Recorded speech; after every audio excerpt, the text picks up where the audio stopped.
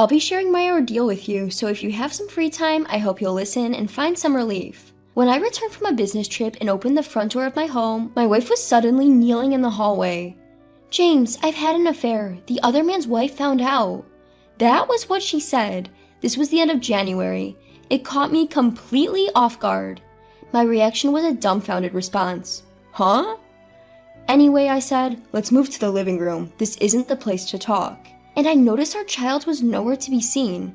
When I asked my wife, she said, "She's at my parents' house." My wife's parents live about a half-hour train ride away. I tried to understand what had happened and what had been going on from her explanation. I told myself I need to respond calmly and made a rule for myself that questions to my wife should be polite. Looking back, our conversation was unnatural, which only added to the stupidity. My wife was saying something in a low voice, but I couldn't hear her well. In the living room, my wife knelt again, saying, "Please forgive me," in a downtrodden voice. "I haven't heard anything yet. Such behavior won't improve my impression of you. Please sit over here." When I said this, my wife lifted her head and sat on the chair. That's when I noticed that her eyes were swollen. She must have cried her eyes out. Below is the situation of her affair being exposed to the other woman, according to my wife's explanation. "One morning when you were on your business trip, the other man's wife called my cell phone and asked to meet me for a discussion. When I took a half day off from work in the afternoon to meet her, she asked me straight up, 'You're having an affair with my husband, John, aren't you?' And I admitted yes. I have the evidence of infidelity obtained through a private investigation, and I would be asking you for damages. I would also report to your husband. James is on a business trip and cannot respond immediately. He is scheduled to return in a few days. Then I need you to contact me when your husband returns." Before contacting the other woman, I asked my wife for the rough details. "Who was the man you had an affair with?" "John. He is my former boss." Thinking, it's such a cliche, the guy is a textbook adulterer. I checked the New Year's card holder. It was there. "He came to our wedding, didn't he?" "Yes." "When did you start the affair?" "A year ago." "Was it just this past year? Could there have been something before we got married?" "That's my guess." "There was nothing before we got married." "I'll confirm this with the other woman. She must be questioning it too, and if the testimonies don't match, I'll check again." "I'm sorry, there was a relationship before we got married." I almost fell over. It was like a scene from a comic book. Or rather, this is getting long. I'm sorry for the poor storytelling. My wife gave me the contact information, and I had no choice but to call the other woman. "Is this Mrs. Davis? I apologize for calling so late. This is James. I am Catherine's husband." "This is Davis. Thank you for getting back to me. I'd like to set up a meeting for the four of us. James, would you be available tomorrow?" "I have work, but I can make time in the afternoon." "Great. Let's meet at San Paulo Restaurant at 3. Please pass along the invitation to your wife as well." That was the rough idea, but the actual conversation was more awkward. After I relayed the time and place of the 4-person meeting, the interrogation resumed. At the time of the affair's discovery, here's the deal. I'm 34, working for a manufacturing company. My wife is a 33-year-old civil servant. We have a 5-year-old child and have been married for 7 years, with an average sexual frequency of once a week. My wife kind of looks like a younger Meryl Streep, but not flat-chested. There's also an adult film actress that looks exactly like her, but I don't know her name. She's a different person from my wife because their body features are different. I'm not particularly good looking. People often tell me, "Your wife is a knockout. You've got yourself a better half that's out of your league," and it's like Beauty and the Beast. Moving on, I kept asking her questions. It's all I could do. "What was the cause of the affair?" I don't know." "Was it something I did?" "I don't think so." "What do you want to do now?" I don't know." "Do you plan to divorce me and marry him?" "I don't want a divorce. I don't want us to break up." "Why not? If you don't love me, there's no point in staying married, right?" "That's not true. I love you." "Then why did you have the affair? Before having an affair, you should divorce me and he should break up with his wife, don't you think?" "I don't want a divorce." "What do you want me to do?" "Do whatever you want." "If I said I want a divorce, would you agree?" "I don't want a divorce. I don't want us to break up." "What about our kid?" "He was at preschool when, during the day?" The more I ask, the more disgusting truths I hear. "Is our child really ours?" "Don't doubt it. Emma is our child." "Please let us have a DNA test. You have done things to be doubted." My wife broke down in tears. Here's what I learned from her. 1, she had an affair before we got married, but it ended when we decided to get married. 2, she rekindled her affair with her former boss when our child started preschool. 3, they use hotels and, incredibly, our own house for their trysts, for which we are still paying our mortgage. Hearing that they did it in our house, my eyes landed on the small wine cellar. Did you drink some of them? Yes, I'm sorry. I thought the number of bottles seemed fewer. Damn, I should have remembered how many bottles I had. The conversation lasted about 3 hours. I was wiped out. I just want to take a bath and go to sleep. But after what's happened here, I don't think I can sleep here anymore. Or use the bathroom, obviously. I decided to say, I'm leaving now, and started packing. I'll take some clothes, a suit, toiletries, and a sleeping bag. I guess I should grab my bank book and valuables so I don't drain my savings dry. It's a pity to waste the wine. Let's pour it out before leaving. Now there must be something else to do. That other guy isn't coming back, right? Looking back, it's what you think. This was clearly an act of madness. Somehow I had convinced myself I won't be coming back here. My wife pleads, I'm sorry, please don't leave, but I ignored her. No matter what she says, I am resolute in my silence. I don't remember what else she cried out. I packed my checkbook and valuables in a document case, a change of suit and a garment bag, and loaded them into the car. Holding 2 bottles of wine and some cheese, I got in the car. That night, I parked in a random parking lot along the highway and spent the night in the car drinking wine. Although I read it out plainly, I was definitely angry and I cried too. The next morning, I submitted a business trip report to the office and borrowed an IC recorder for an interview. In the afternoon, I took a half day off and drove to the meeting location. Catherine had already arrived. Under the daylight, her hair was messy, her complexion poor.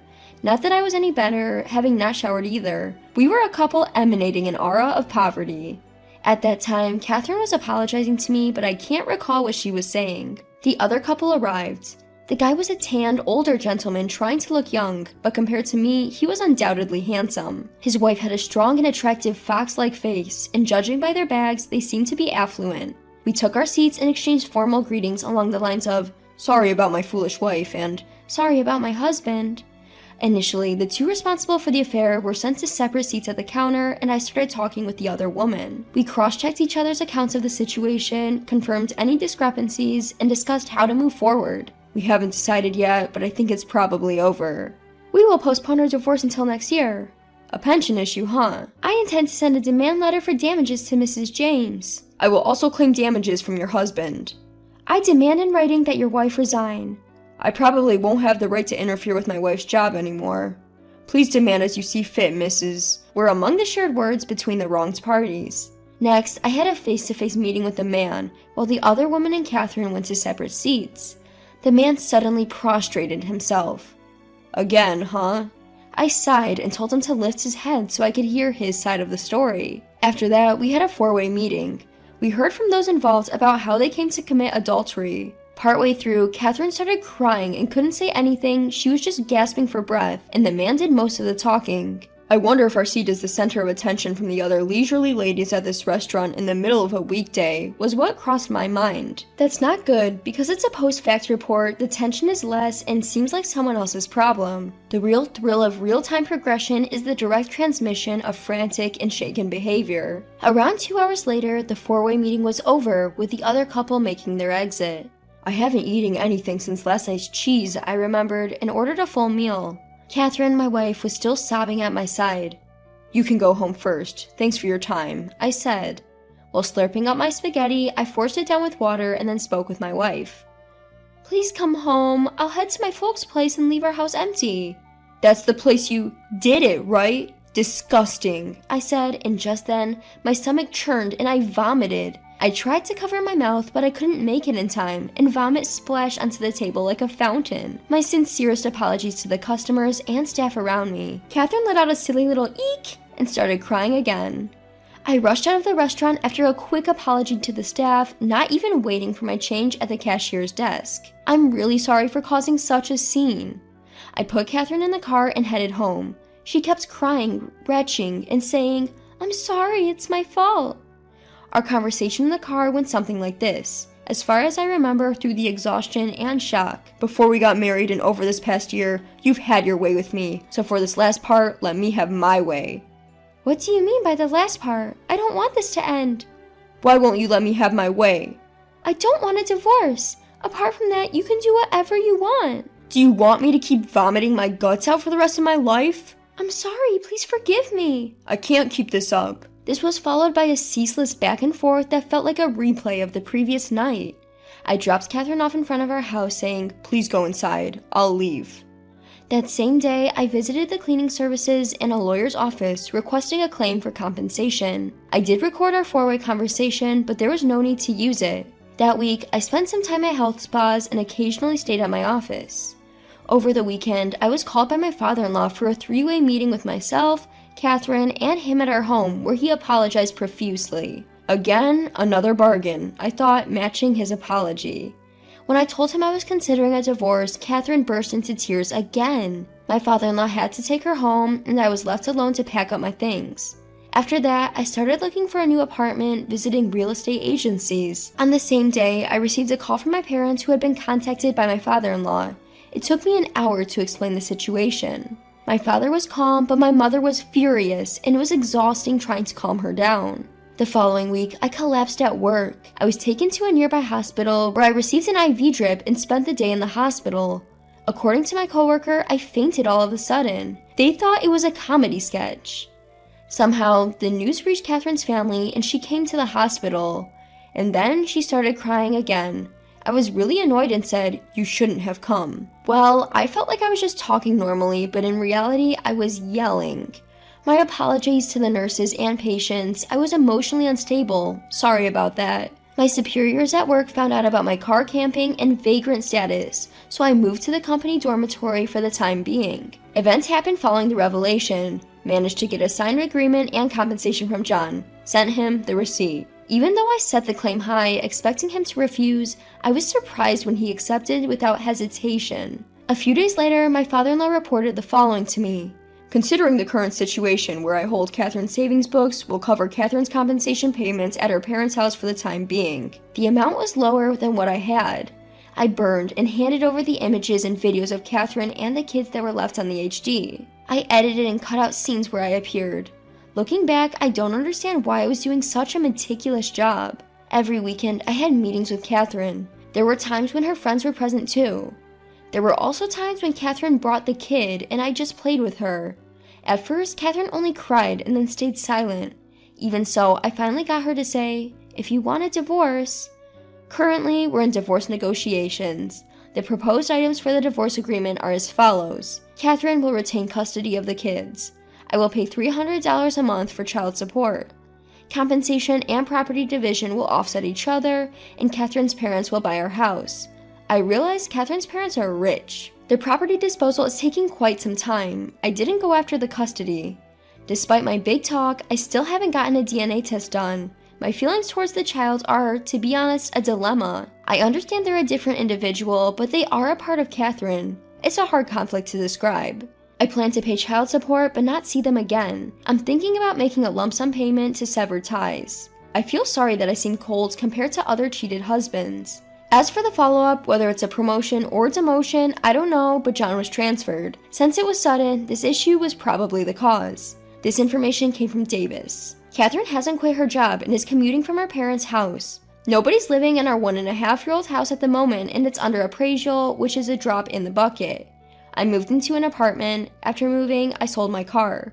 Tired yet? It's not over, just a bit more. I thought about the DNA test again in case the child wasn't mine. Child support could be reduced, and I might get more compensation. Above all, I might be able to put my feelings to rest. I've been busy for 2.5 months, but when I look back, I didn't do anything significant. Once the asset appraisal of our house is done, I'll probably be officially divorced. In the end, our married life was a complete waste and fruitless. Here's to the end of our marriage. Thank you very much for putting up with my ranting. The divorce was finalized without a hitch. I had a few thoughts afterwards. First, I guess what I did right was that I didn't resort to violence and handled everything calmly. I never raised a fist to John. To be honest, I didn't even want to touch him. I've started to think that my ex-wife might fill our kids' heads with all sorts of stuff and justify herself if I don't meet her. Also, to ensure no hard feelings remain with the kids, I've begun to think it's best to go ahead with the DNA testing. Of course, the cost should be borne by my ex-wife, Catherine. It's heartbreaking because the kids aren't to blame. When my daughter asks if she can come and see me, I always find some excuse to say no. I can't face my daughter, who day by day is becoming more and more like that woman, her mother, and I'm afraid that if I let my daughter come and see me, that woman, Catherine, might come along too. I've started thinking it would be a stroke of luck if they forgot about me and moved on. I've paid a substantial amount in the property settlement, so they probably don't need a father anymore, or so I think sometimes. It's only after reaching this point that I've realized what kind of person I was. See you in the next video. Thank you for watching.